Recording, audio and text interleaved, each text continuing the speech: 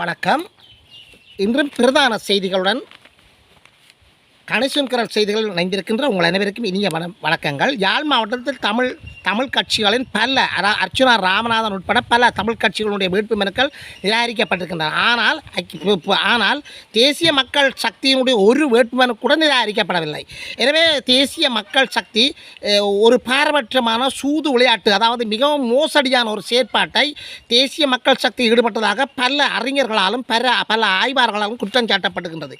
இது சம்பந்தமான விரிவான விளக்கங்களை மாவட்ட ரீதியாக பார்க்க போன்றோம். எனவே எமது காணொலி சேவைக்கு நீங்கள் புதியவராக இருந்தால் எமது காணொலி சேவையை சப்ஸ்கிரைப் பண்ணாமல் தொடர்ந்து பார்ப்பவராக இருந்தால் தயவுசெய்து சப்ஸ்கிரைப் பண்ணுங்கள், ஷேர் பண்ணுங்கள், கமெண்ட்ஸ் பண்ணுங்கள், லைக் பண்ணுங்கள். அருகில் இருக்கின்ற பெல் ஐக்கோனை கிளிக் பண்ணி நாங்கள் போடுகின்ற காணொலிகள் அனைத்தையும் உடனுக்குடன் பார்க்கக்கூடிய வர நோட்டிஃபிகேஷனை ஏற்படுத்திக் கொள்ளுங்கள். யாழ்ப்பாணம் மாநகர சபையில் மான் சங்கு உள்ளிட்ட 5 வேட்புமனுக்கள் நிராகரிப்பு. பவானியாவில் 103 உறுப்பினர் தெரிவிக்காக 1231 வேட்பாளர்கள் களத்தில். மன்னார் மாவட்டத்தில் 8 வேட்புமனுக்கள் நிராகரிப்பு. உள்ளூராட்சி தேர்தல் மே 6. 7 வேட்புமனுக்கள் கிளிநொச்சியில் அவுட். 4 வேட்புமனுக்கள் முல்லைத்தீவில் நிராகரிப்பு. முன்னணியின் வேட்புமனுக்கள் 2 இடங்களில் நிராகரிப்பு. யாழ்ப்பாணம் மாவட்டத்தில் 85 வேட்புமனுக்கள் நிராகரிப்பு. சங்கு கூட்டணியின் 9 வேட்புமனுக்கள் நிராகரிப்பு. நிராகரிப்புக்கு எதிராக உடன் சட்ட நடவடிக்கை. தேசிய மக்கள் சக்தி ஆட்சியில் ஏறச் சதியா? சங்கு கூட்டணி கேள்வி. மிருசுவில் படுகொலையாளி சுனில் ரத்நாயக்காவுக்கு பயண தடை. உள்ளூராட்சி தேர்தல்கள். யாழ்ப்பாணம் மற்றும் கொழும்பு மாநகர சபைகள் உட்பட 336 உள்ளூராட்சி மன்றங்களுக்குரிய தேர்தல்கள் மே மாதம் 6ஆம் தேதி நடைபெறும் என தேசிய தேர்தல்கள் ஆணைக்குழு அறிவித்துள்ளது. யாழ்ப்பாணம்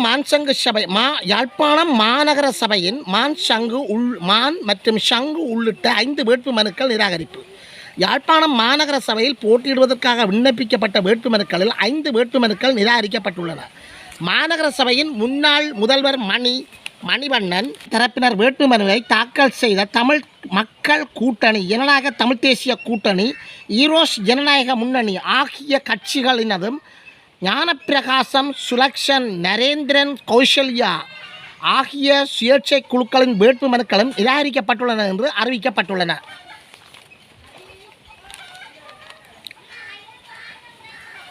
மன்னார் மாவட்டத்தில் 8 வேட்புமனுக்கள் நிராகரிப்பு. மன்னார் மாவட்டத்தில் 4 உள்ளூராட்சி மன்றங்களுக்கு 38 வேட்புமனுக்கள் தாக்கல் செய்யப்பட்டிருந்த நிலையில் அங்கீகரிக்கப்பட்ட அரசியல் கட்சிகள் உள்ளடங்கலாக 8 வேட்புமனுக்கள் நிராகரிக்கப்பட்டுள்ளன.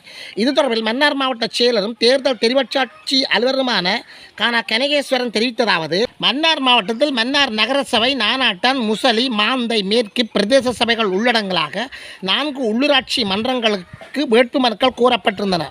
கடந்த 17ஆம் தேதி தொடக்கம் 20ஆம் தேதி வரையான காலப்பகுதியில் சுயேட்சை குழுக்கள் மற்றும் அரசியல் கட்சிகள் உள்ளடங்கலாக 45 தரப்புகள் கட்டுப்படுத்த செலுத்தியிருந்தன. அவற்றில் 38 தரப்புகளை வேட்புமனுக்களை தாக்கல் செய்தன.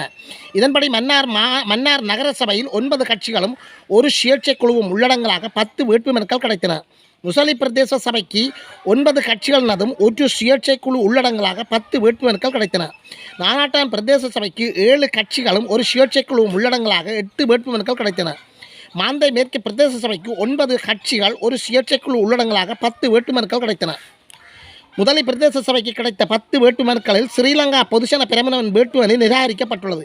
நானாட்டான் பிரதேச சபைக்கு கிடைத்த 8 வேட்புமனுக்களும் முழுமையாக ஏற்றுக்கொள்ளப்பட்டுள்ளன. மாந்தை மேற்கு பிரதேச சபைக்கு கிடைத்த 10 வேட்புமனுக்களில் இலங்கை தமிழரசு கட்சி, ஜனநாயக தமிழ் தேசிய கூட்டமைப்பு, ஸ்ரீலங்கா தொழிலாளர் கட்சி, சர்வசன அதிகாரம் ஆகிய 4 கட்சிகளும் சுயேட்சை குழு 1 உள்ளடங்கலாக 5 வேட்புமனுக்கள் நிராகரிக்கப்பட்டுள்ளன. மன்னார் சபைக்கு கிடைத்த 10 வேட்புமனுக்களில் பொதுசன ஐக்கிய முன்னணி மற்றும் சுயேட்சை குழு உள்ளடங்கலாக 2 வேட்புமனுக்கள் நிராகரிக்கப்பட்டுள்ளன. குறித்த ஊடக சந்திப்பில் மன்னார் மாவட்ட உதவி தேர்தல் ஆணையாளர் கே முகுந்தனும் கலந்து கொண்டார் என்பது குறிப்பிடத்தக்கது. 7 வேட்புமனுக்கள் கிளிநொச்சியில் நிராகரிப்பு. கிளிநொச்சி மாவட்டத்தில் 7 தரப்பினர்களும் வேட்புமனுக்கள் நிராகரிக்கப்பட்டுள்ளன என்று கிளிநொச்சி மாவட்ட தேர்தல் உதவி ஆணையாளர் வேலாயுதம் சிவராஜன் தெரிவித்துள்ளார். அவர் மேலும் தெரிவித்ததாவது கரைச்சி பிரதேச சபைக்காக 10 கட்சிகளும் 3 சுயேட்சை குழுக்களும் வேட்புமனுவை தாக்கல் செய்திருந்தன. 3 கட்சிகள் மற்றும் 2 சுயேட்சை குழுக்களின் வேட்புமனுக்கள் நிராகரிக்கப்பட்டுள்ளன. இதனால் கரைச்சி பிரதேச சபைக்கான தேர்தலில் 7 கட்சிகளும் ஒரு சுயேட்சை குழுவும் போட்டியிட உள்ளது. சுயேட்சை குழு மாட்டு வண்டியில் சின்னத்தில் போட்டியிட உள்ளது. பச்சிலைப்பள்ளி பிரதேசத்தில் 7 கட்சிகளும் 2 சுயேட்சை குழுக்களும் வேட்புமனுவை தாக்கல் செய்த நிலையில் ஒரு சுயேட்சை குழு நிராகரிக்கப்பட்டுள்ளது. மத்திய சுயேட்சை குழு ஊசி சின்னத்தில் போட்டியிட உள்ளது. நீதிமன்ற வழக்குகளுக்காக தாமதமான பூநகரி பிரதேச சபைக்கான கட்டுப்பணத்தை எதிர்வரும் 26ஆம் தேதி நண்பகல் 12 மணி வரை செலுத்த முடியும். பூநகரி பிரதேச சபைக்கான தேர்தல் வேட்புமனுக்கள் 24ஆம் தேதி முதல் 27ஆம் தேதி 12 மணி வரை ஏற்றுக்கொள்ளப்படும் என்றார். 4 வேட்புமனுக்கள் முல்லைத்தீவில் நிராகரிப்பு. முல்லைத்தீவு மாவட்டத்தில் 4 வேட்பு மனுக்கள் நிராகரிக்கப்பட்டுள்ளன. இதன்படி 4 உள்ளூராட்சி மன்றங்களுக்கான 11 கட்சிகளும் 7 சுயேட்சை குழுக்களும் முல்லைத்தீவு மாவட்டத்தில் போட்டியிட உள்ளன என்று முல்லைத்தீவு மாவட்ட உதவி தேர்தல் ஆணையாளர் சசிகுமார் சிந்துஜா தெரிவித்துள்ளார். இது தொடர்பில் அவர் மேலும் தெரிவித்துள்ளதாவது முல்லைத்தீவு மாவட்டத்தில் புதுக்குடியிருப்பு, கரைதுறைப்பற்று, துணுக்காய், மாந்தை கிழக்கு ஆகிய பிரதேச சபைகளில் போட்டியிடுவதற்காக 38 வேட்புமனுக்கள் தாக்கல் செய்யப்பட்டன. இந்த நிலையில் கரைதுறைப்பற்று பிரதேச சபையால் ஸ்ரீலங்கா மகாஜன பட்சய மக்கள் முன்னணி ஆகியவற்றின் வேட்புமனுக்கள் நிராகரிக்கப்பட்டன. புதுக்குடியிருப்பில் 2 சுயேட்சை குழுக்களின் வேட்புமனுக்கள் நிராகரிக்கப்பட்டுள்ளன என்றார்.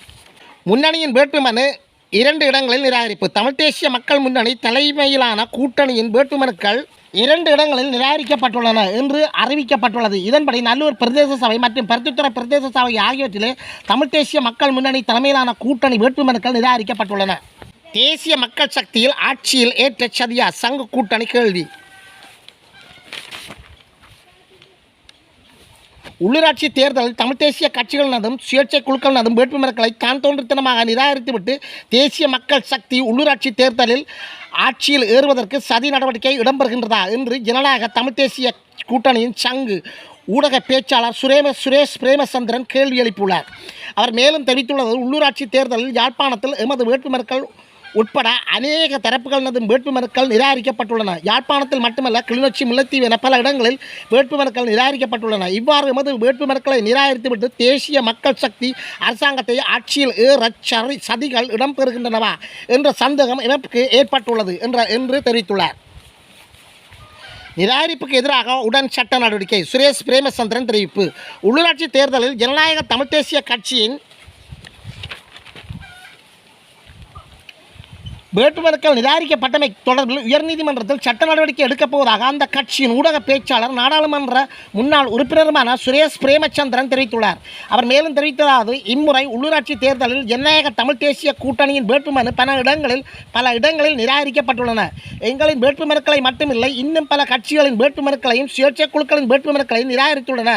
இந்த நிராகரிப்புகள் அவர்கள் சொல்லும் காரணம் எல்லாம் ஒரே மாதிரியாகத்தான் உள்ளது. அற்ப காரணங்களுக்காக வேட்புமனுக்கள் நிராகரித்துள்ளனர். பிறப்பு சான்றிதழ்கள் பிரதி தொடர்பில் பல குற்றச்சாட்டுக்களை முன்வைத்துள்ளனர். யாழ்ப்பாண மாவட்ட பிரதி பதிவாளர் நாயகத்தால் உறுதிப்படுத்தப்பட்ட பிரதியைத்தான் நாம் உறுதிப்படுத்தி கொடுக்கின்றோம். ஆனால் அதை நிராகரித்துள்ளனர். நாங்கள் தேவையான அளவுக்கு முறைப்படி பிரதிநிதித்துவத்தை உறுதிப்படுத்தியுள்ளோம். ஆகவே மிக இலகுவாக அவர்கள் எமது வேட்புமனுக்களை உறுதிப்படுத்தி இருக்கவும் ஏற்றுக்கொள்ளவும் முடியும். அத்துடன் அனைத்து பிரதிகளையும் சமாதான நீதவான்கள் உறுதிப்படுத்தியுள்ளனர். எனவே எமது வேட்புமனுக்கள் நிராகரிக்கப்பட்டமை தவறானதும் முறையற்றதுமான நடவடிக்கை என்பது உறுதியளிக்கின்றது. எனவே நாங்கள் மிக விரைவில் நீதிமன்றத்தில் நடவடிக்கை எடுக்க உள்ளோம் என்றார்.